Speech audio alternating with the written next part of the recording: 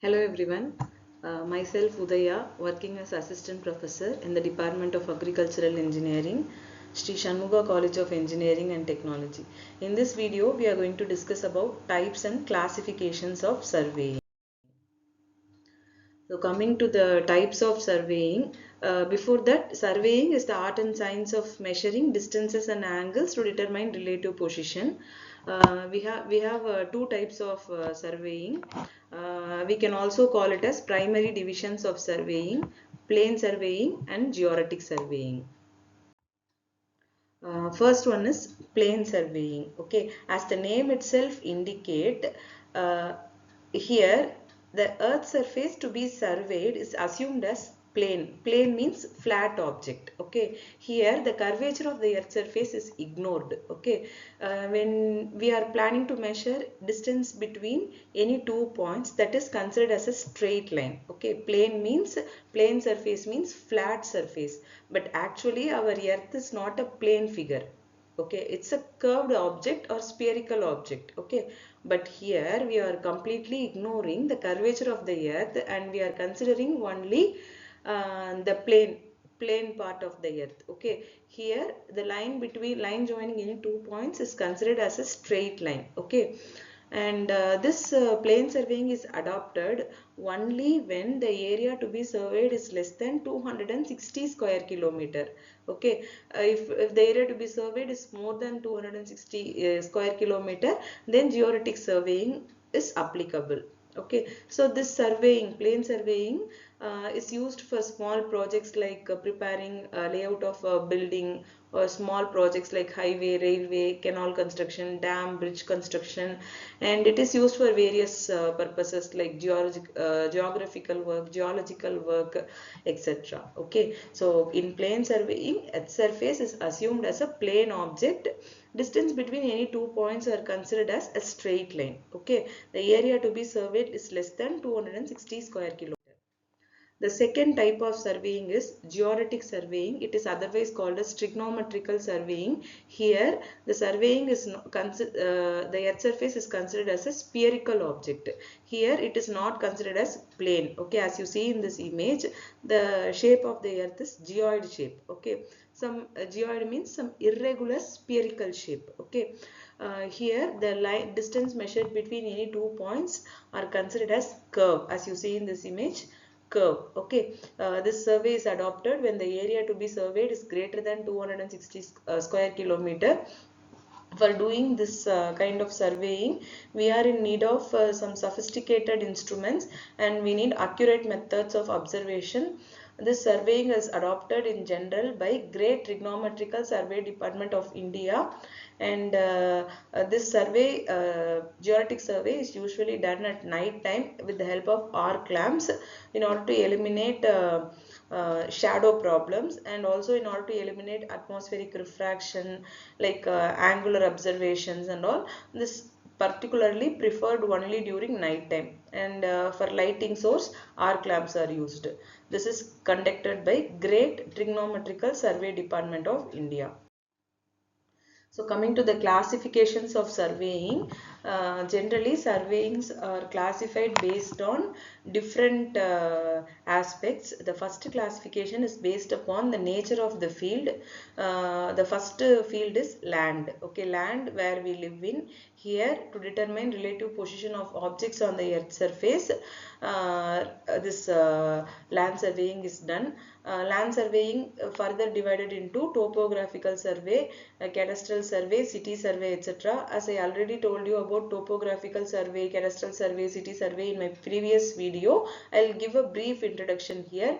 Topographical survey, it measures all the earth surface feature and the same can be plotted on the topographical map, topo sheet, topo map. Okay, cadastral survey is done in order to fix the boundary line of any property, and it contains all the land ownership details.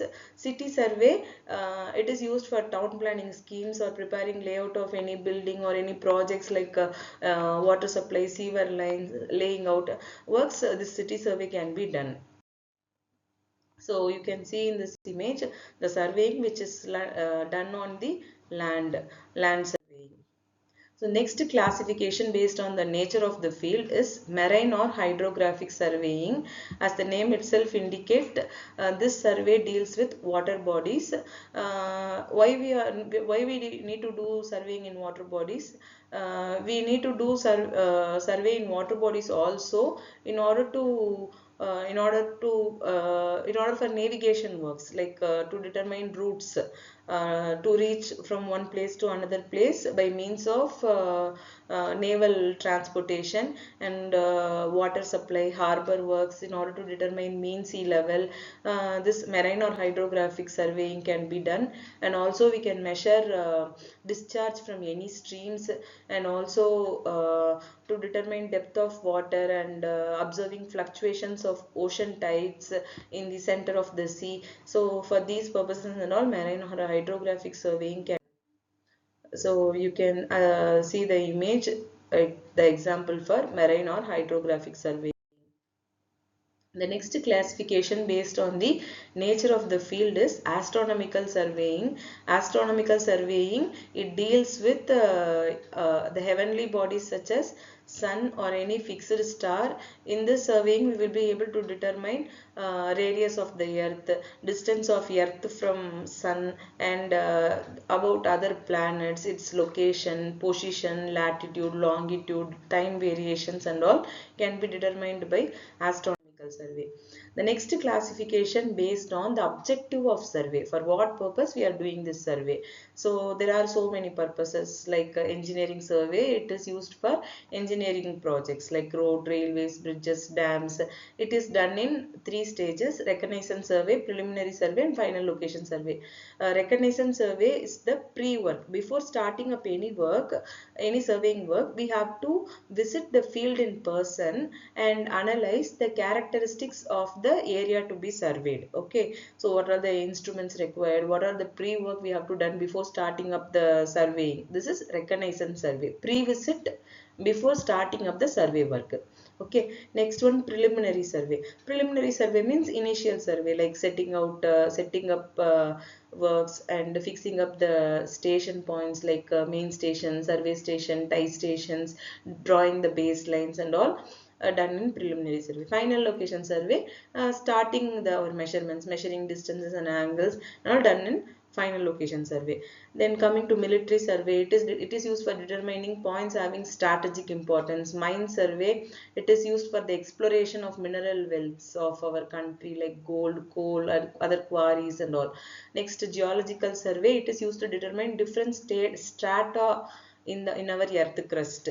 Next, archaeological survey. By doing archaeological survey, we will be able to prepare maps of ancient cultures. Next, the other classification is based upon the methods employed. There are two methods in general. First one is triangulation survey. Here the whole area to be surveyed is divided into number of simple geometrical figure, that is triangle, and the observations are made. Next, based on the method, second method is traverse surveying. Here the whole area to be surveyed is continuously surveyed. As you see in this image, the whole area to be surveyed is plotted first initially into the boundary points, and from one point to another point we will be measuring distances or angles or whatever we need the data, we can measure it. Okay, continuous survey, series of connected line, this is what we call as traverse. Okay, so by measuring the distances using chain or tape. Then the next classification is based upon the instruments used. There are so many instruments available in surveying. Chain survey. Chain survey, it is done with chain or tape. Here no angular measurements are done. Compass survey, that is carried out with magnetic compass. Two types of compass are generally available to determine bearings. One is prismatic compass, other one is surveyor's compass. The next type of surveying is plane table surveying. It is used for preparing map in the field itself. Both office work and field work done in the field itself. You will be able to plot the boundary of the area with the help of plane table in the field itself. Next one is leveling survey. Leveling survey is generally done in order to determine elevations of various points. Elevations or relative heights. Okay, we can measure it with the help of dumpy level or auto level. Okay, so there are so many leveling instruments available. Leveling with the help of leveling staff. Dumpy level and leveling staff together used to determine elevations of various points. Next instrument, theodolite. Theodolite surveying is generally not done in order to determine angles between two lines. Okay, we can measure horizontal angles and vertical angles.